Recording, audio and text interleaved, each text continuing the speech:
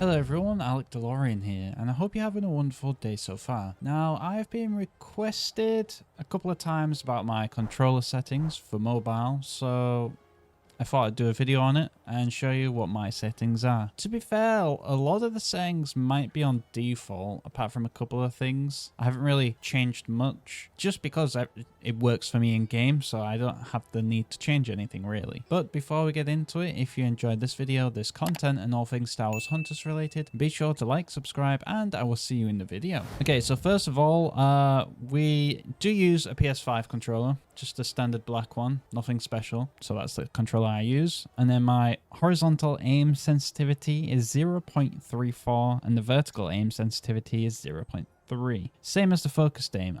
I guess is the vertical and the focus the default, and then I might have raised this a little bit. That's purely just so I can turn around faster, but even so, doing a full 180 I'm very slow. So if you want to raise this a little bit more, then go for it. It's probably better. And then I have the aim assist strength to 100 because why not? It's an assist, helps me track people, so yeah, it just works. I think that's the default as well. And then the acceleration boost strength is at 0.8, acceleration boost time is 0.2, and the movement stick dead zone, I think this is all just based on your own controller. This is if you're having like a little analog stick drift, then you want to might want to raise or lower this depending on your specific controller. So just test around with this, just go into the firing range and play around with this mode. And then my movement stick upper dead zone is at 0.01, looking stick dead zone is 0.05, looking stick upper dead zone is at 0.01, and then invert horizontal aim off, invert vertical aim off, swaps movement / look off. So that was for the just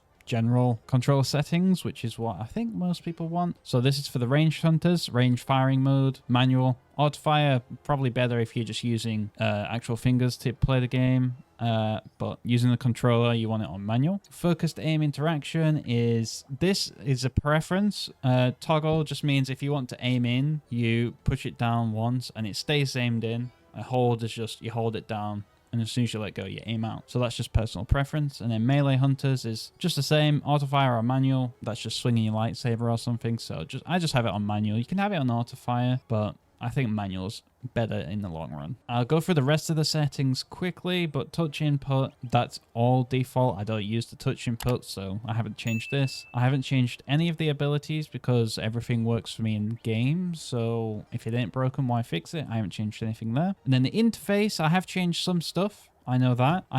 So the enemy health display, I think this is on default as my damage, but I've changed this to all damage so that also accumulates for the teammates damage done as well as yours. And then also I've changed this one, damage / healing number style. I think the default is per hit, but I've changed this to accumulated. So per hit, say for example you're playing Zayma, 60 damage in one shot, and then you shoot again and you see a 60 pop up again because it's per hit. Whereas accumulated, if you shoot with Zayna once, 60, and then you shoot again, it's another 60, but it'll show us 120, so you know the total amount of damage that you've done. In match tips, you can turn this off. I don't know why I've got it on, but it's just fun to have there, especially when you're playing a new hunter. And then HUD ability widget layout. I have this on phone, but I think this is also personal preference. Phone or tablet is perfectly fine. And then my audio, master volume at 1, mute off, music at 10. I just like that music as background noise. Like, you don't notice it if you're not concentrating on it, but I don't want it to be silent, so I want something there, like, you can't really hear it now. So music mute off, gameplay, sound effects volume, you want that full, so then you can hear like footsteps or someone popping their ultimate around the corner. And then that's off. Character voice lines on 100 because I like them interacting, so that's off as well. Ambient sound effects 100. I think that's just like the crowd and all that stuff, like the pod races, so that's at 100 because I like hearing all that. So graphics for the menus, I have this ultra because why not? You're just in the menu. Anti-aliasing is at off, and then 3D resolution is at dynamic. So this fixed resolution scale, you can't change it if it's on dynamic, or it doesn't really make a difference. Whereas fixed, if you choose 100, it will stay on 100 the whole time, whereas dynamic, it would change automatically. And then in battle, just so then, because I'm not really playing for the graphics, I need the best performance because I'm just playing on a phone. I don't want my phone to be too hot. So I have this on the lowest thing on everything, apart from the frames. So I have this visual quality on low, anti-aliasing on off, Frame rate, I've locked at 60 FPS. 3D scene resolution fixed, and I have this down to 50. Again, this is purely just so that my phone doesn't overheat and I can play for a longer duration. So if I was doing back-to-back videos, the phone doesn't go crazy and burn everyone.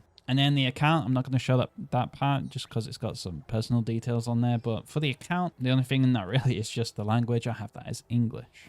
So there you go. There is my controller settings. Basically now this is just video on my settings for mobile. So I might just call that the title, mobile settings rather than just controller settings. But yeah, I do recommend changing to the accumulated damage and all damage. The probably two most important things to change, as well as graphics, but graphics is based on just your mobile or tablet. So if your tablet can hold it and doesn't really get too hot, you can bump up the graphics in game. So I won't keep you any longer. So if you enjoyed this video, this content, and all things Star Wars Hunters related, be sure to like, subscribe, and I will see you in the next video.